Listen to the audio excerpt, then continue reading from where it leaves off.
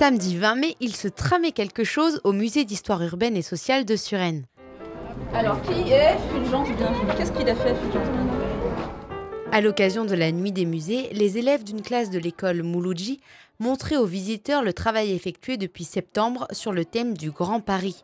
Avec l'aide du MUS, les enfants ont réalisé des dessins, un quiz pour tester ses connaissances et même un film de 20 minutes fait d'interviews de diverses personnalités suresnoises. Et que feriez-vous pour améliorer le Grand Paris? Les enfants sont intervenus à chaque étape. C'est eux qui ont décidé donc de faire des interviews, qui ont décidé que ça serait filmé. Donc nous, après, on a dû en mettre en place toute la partie technique. Et c'est eux qui, petit à petit, en fait, ont monté ce projet. Un projet complété en deuxième partie de soirée par un jeu d'enquête, lui aussi sur le thème de l'urbanisme.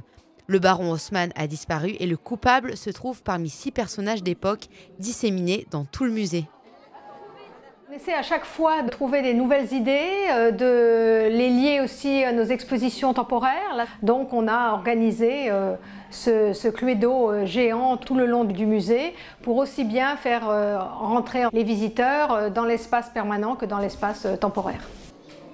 Armés d'une grille d'enquête, les visiteurs ont pu discuter avec Fulgence Bienvenue, créateur du métro parisien, une infirmière de l'école de plein air ou même Henri Sellier.